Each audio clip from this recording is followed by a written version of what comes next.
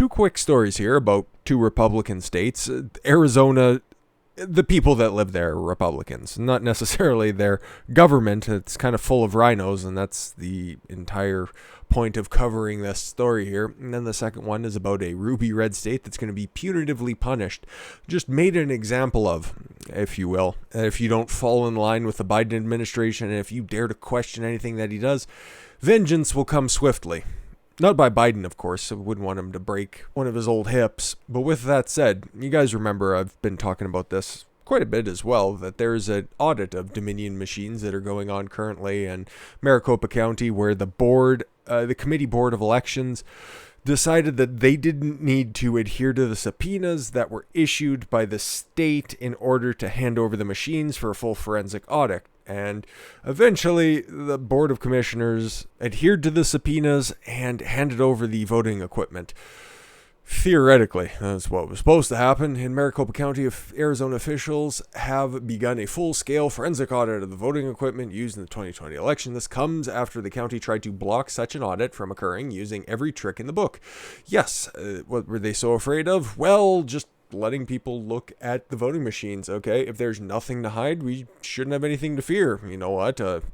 As much as you guys would have to change in the media, this is, I'm not blaming you guys watching this, but the people in the media would have to go ahead and rethink all of their branding around no evidence of widespread voter fraud. Well, if there's evidence now, okay, just let somebody see it. Your precious Biden is not going to get removed from office, okay? He's in there for 4 years, or until Kamala Harris finds a tall enough and long enough set of stairs to help him down, we'll say. But yeah, this was supposed to be underway, and it's been underway for a week now. There's reason to think that there's something wrong with the machines.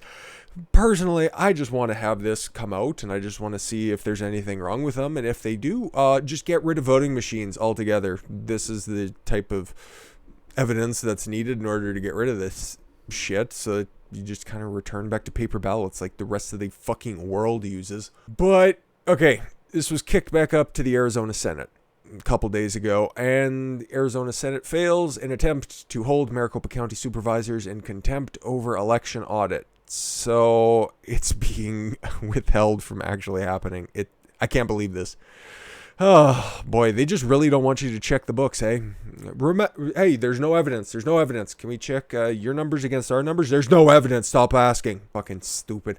An attempt by Republican state senators to hold the Maricopa County Board of Supervisors in contempt failed on Monday as lawmakers seek to conduct their own audit of a presidential election results. Breaking with the GOP caucus and casting a crucial vote against the measure. Yeah, the GOP Senate is, or rather the Arizona State Senate is just as precariously positioned with a certain amount of Democrats and a certain amount of Republicans, where one vote will end up tipping the balance. So, Paul Boyer, who is most assuredly a descendant of that great brain tumor in the sky, John McCain, said he wanted to give the county and Senate time to work out their ongoing legal dispute over the legislative's proposed audit. Yes, because they need more time, because they haven't had enough time hasn't been afforded to them. They've had several months at this point to provide everything that they've been requesting. Oh, they've handed over voter rolls and publicly available information, which would be kind of useless if it's available to the public. Why would they need to hand it over? But when they're like, yo, gives me some of those machines, it's like, we ain't gonna give you that. What the fuck? We have a subpoena for it. But Paul Boyer has very sound logic for this. Today's vote merely provides a bit more time for us to work together charitably and amicably as friends. From fucking Glendale, you cocksucker. Boyer said the Board of Supervisors does not have any policy disagreement with additional audits. Really? Why didn't you adhere to the subpoenas of the last election, and that his vote was not intended as an end to the process? But there's no timetable now on when the audit's actually going to take place. So it's just going to get fucking dropped with a formal report from the bomber in Nashville or the sniper in Las Vegas. We'll just never ever get any information about this, or it'll be fucking audited in 2030 in time for whenever the Dominion contracts are up, because these are Dominion machines, because they're only asking to audit the only county that used Dominion machines. That's Maricopa. But yeah, Godspeed into the hereafter, Audit. Won't be hearing from you again. But yeah, like I said, we got two stories here, and they're tied together by government overreach, I suppose. One was here by a senator. Oh, I'm just trying to do the good thing. I'm just trying to reach across the aisle and be a bipartisan in this effort. Fuck off. But how about, I can't believe we got a big old picture of Marco Rubio here, but Marco Rubio slams authoritarian travel ban proposal from Joe Biden White House. Why would Marco Rubio be stepping up for a Joe Biden travel ban? Well, Joe Biden is trying to put on travel restrictions to the state of Florida within his own country. Can you fucking believe this? U.S. Senator Marco Rubio slammed as an authoritarian, a trial proposed from the Joe Biden White House to place Florida under domestic travel restrictions over coronavirus concerns. Instituting a travel ban of any restriction of movement between the states would be an outrageous authoritarian move that has no basis in law or science. Instead, it would only serve to inflict severe and devastating economic pain on an already damaged economy. I think that's fair. I don't know if it's necessarily unlawful. I'm sure he can probably do that type of stuff, but it definitely screams authoritarian. I'd have to look into it more, but I'm most assured that Joe Biden can probably put travel restrictions between the states, but this is just fucking insane. It's up there with the CDC not saying that there's any evidence that you have to wear two masks, or two masks would end up stopping the very terrible spread of COVID-19. Just goes to show you how much fucking scientific work's actually been done over this past year. And then all of a sudden switching to saying that, oh yeah, two masks are important because the second mask will just make sure that the first mask gets pressed tighter against your face. Oh, fucking dumb. But yeah, because there's different variants that have been found in the Florida that could be dangerous for the rest of the country. So people that have to go into Florida are going to have to circumvent a travel ban.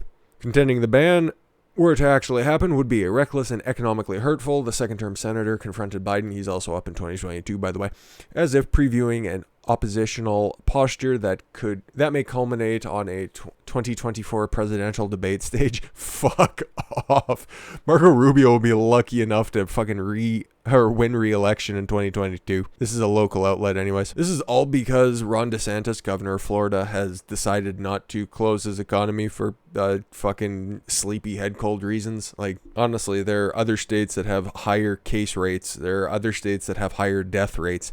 And if you were actually concerned about the health and well-being of your country, Joe Biden, start looking at those states if you want to institute any sort of travel ban, instead of a state that has violently opposed or vehemently opposed, I won't use such insightful language, your measures, or even just decided to hurt some of your friends in big tech just because they're not as afraid of a fucking virus as you are. So yeah, this is just being bantied around at the time. Right now it's being considered by the White House. So if they don't tell the plebs to mask up, like Jane Castor in Tampa, Florida, tells all of her constituents, oh, you have to mask up. But when I go to a Tampa Bay Lightning hockey game, I don't have to wear a mask because I'm important. And have you ever tried to breathe through a mask? It's so tough, but please, the dirty populace, do wear your mask because 15 days to slow the spread. So we'll see where this goes. See if Jen Psaki gets a question about that and has to circle back around, get an answer from Biden.